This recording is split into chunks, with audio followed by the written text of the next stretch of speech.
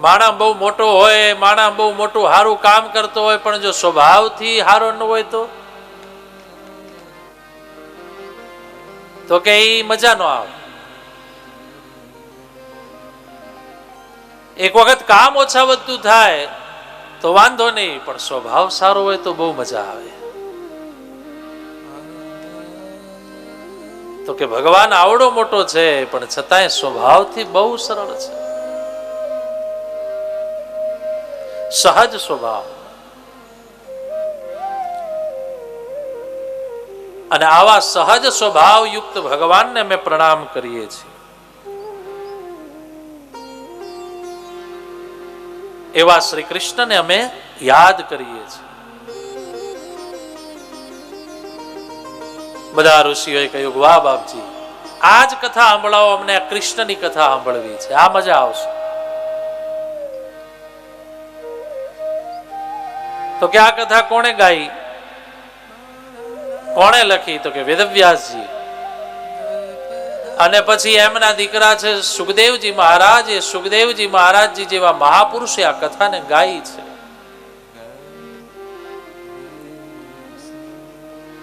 યમ પ્રવ્રજંતમનુપેતમપેત કૃત્યમ દ્વૈપાયનો વિરહ કાતર આજુહાવ પુત્રેતિ તન્મયતયા તર્વોభిનેદુ સ્તમ સર્વભૂત હૃદયમ મુનિમાનતોસ્મિ. તમ સર્વભૂત હૃદયમ મુનિમાનતોસ્મિ. મુનિમાનતોસ્મિ. એવા મુનિઓના મુનિ સુખદેવજી મહારાજને અમે પ્રણામ કરીએ છીએ, જેમણે આ કથાને ગાઈ છે. અને 7 દિવસ પરીક્ષિતજી મહારાજને સંભળાવી તો 7મા દિવસે પરીક્ષિતજીને મુક્તિ દેવડાવી. એવા સુખદેવજી મહારાજ.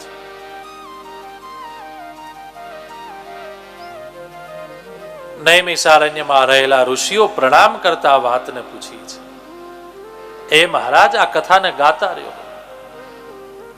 કેવી છે આ કથા? અજ્ઞાનધ્વાંત વિધ્વંસ કોટિ સૂર્ય સમપ્રભ સુતાખ્યાહી કથા સારમ મમ કર્ણ રસાયનમ. સુતાખ્યાયી કથા સારમ મમ કર્ણ રસાયનમ. મમ કર્ણ રસાયનમ.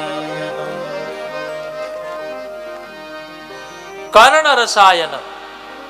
રસાયણ એટલે શું? બોલે એક પ્રકારની દવા છે, પણ જ્યાં સુધી દવા ગોળીમાં કે અથવા દવાના રૂપમાં કન્વર્ટ ન થાય ત્યાં સુધી એ રસાયણો બધા ભેગા કરીને પછી એમાંથી એક ટેબ્લેટ, એક ગોળી બનાવવામાં આવે. પછી કોઈ માથાની હોય, કોઈ પેટની હોય, કોઈ શરદીની હોય, તો કોઈ એલર્જીની હોય, કોઈ આ રોગની હોય, કોઈ આ. પણ એ બને શેમાંથી? બોલે રસાયણમાંથી. અલગ અલગ રસાયણોને ભેગા કરીને એમાંથી એક રસાયણ પ્રગટ કરવામાં આવે અને એ રસાયણમાંથી પછી આ ગોળી તૈયાર, દવા તૈયાર થાય. તો અહીંયા 17 પુરાણો અને 4 વેદ ઉપનિષદ આ બધાને ભેગા કર્યા. આ બધું રસાયણ છે અને આ બધા રસાયણમાંથી એક ગોળી તૈયાર કરી એટલે ભાગવત.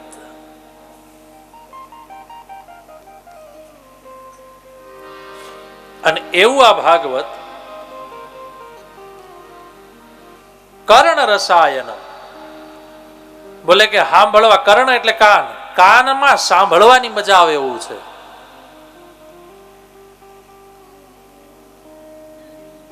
તો કે બાપજી એવું જ સંભળાવો ને, અમને મજા આવે એવું. મજા માટે સાંભળવું છે કે જીવનના ઉદ્ધાર માટે સાંભળવું છે? તો કે બાપજી સાંભળવું તો છે જીવનના ઉદ્ધાર માટે, પણ થોડુંક થોડુંક અંદર એવું હાસ્ય મૂકતા રહેજો, અમે કંટાળીએ નહીં.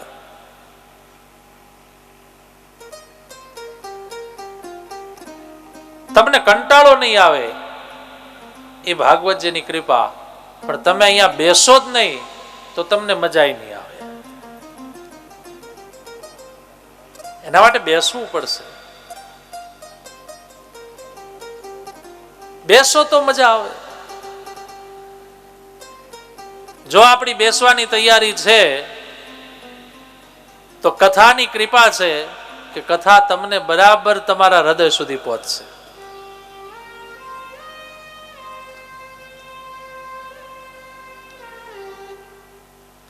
તો કે બાપજી આ કથા કહો કેવી છે? બોલે અજ્ઞાન, મારા તમારા અજ્ઞાનોને દૂર કરનારી, સૂર્ય જેવા પ્રકાશને પ્રગટ કરનારી એવી આ કથા રસાયણ છે. કથા સાર, સાર રૂપા કથા એ રસાયણ છે.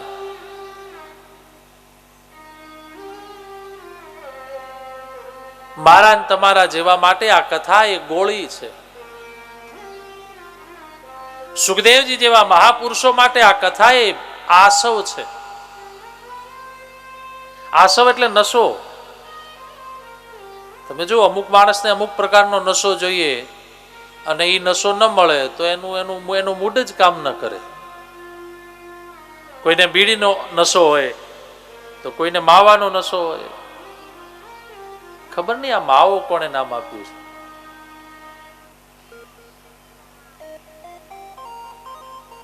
મને આ માવો નામ આપ્યું ને એ માણસ મળે ને તો મારે એને પૂછવું છે કે આ માવો કેમ તે નામ આપ્યું ભાઈ? હકીકતમાં માવો તો ગાયના કે ભેંસના દૂધમાંથી બનતો માવો હોય ને, તો આનું નામ માવો કેમ?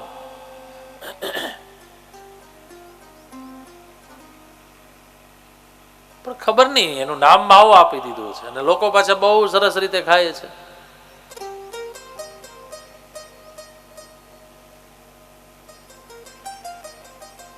ખાય એને તો બહુ આનંદ હોય છે, પણ મારા જેવા ન ખાતા હોય એને બહુ ગંધાતો હોય છે.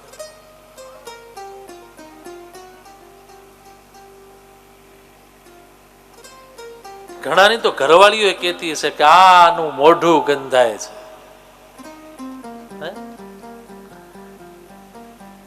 તમે જરા મોઢું ધોઈ આવો ને, આ માવો ખાવાનું બંધ કરો ને. બિચારા કેટલી બહેનો કહેતી હોય, પણ હવે શું કરે?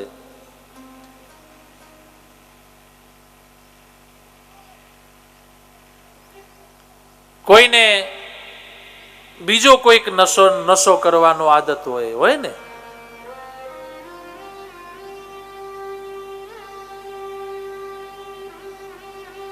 તો આ બધા નશા છે.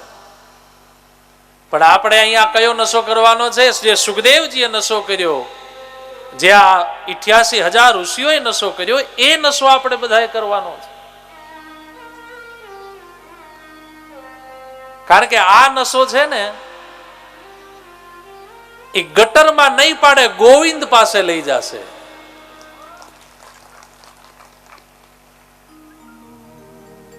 બાકીના બધા જ નશાઓ મને તમને પાડી દેશે.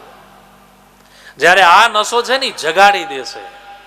જાગો જાગો જાગો.